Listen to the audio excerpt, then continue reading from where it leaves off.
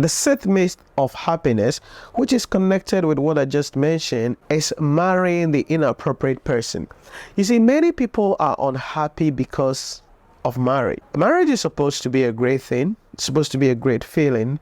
But some people's misery is actually because of who they marry.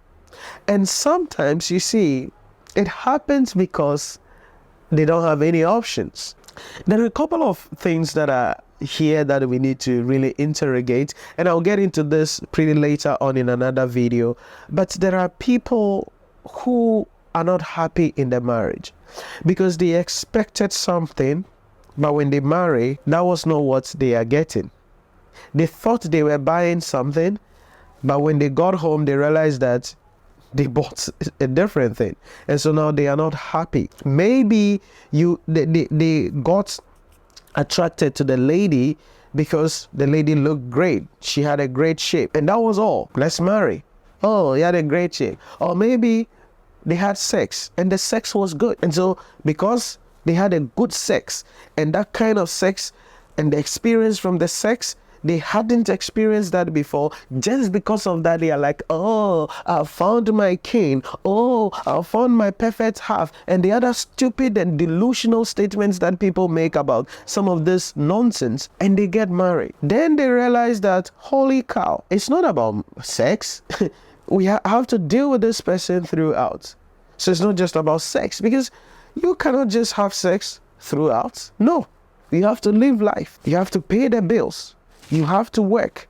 You have to raise the children. You have to take care of the home. So you realize that, oh, your expectations are different. Your mission is different. Your mindset is different. Your values are different. Money-wise different. Financial intelligence different. Everything is different.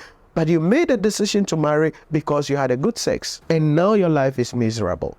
And for the most part, in this part of the world, divorce is quote-unquote frowned on. Because if you marry and you want to divorce, you go tell your parents, they will say, hey, don't divorce. Keep on praying because, it's just a stage. By the grace of God, everything will be fine, but you are dying. And I'm not by this saying, go divorce your spouse if they don't meet your expectation. I'm not by this saying that. I'm not the one to make that decision for you. But I'm saying that one of the reasons why people are not happy is because when choosing a life partner, they looked at the wrong indicators. Maybe you saw the lady, she had a great shape, and you are like, whoa, I love this shape. Forgetting that shape will not be there forever. Why? Because sometimes when women give birth, their body composition is going to change. I don't want to get more graphic, but their body composition is going to change. Maybe if they were slim, sometimes it's genetic. After giving birth, they put on a lot of weight, and they could go to the gym, they could train and all that, but they have put on weight.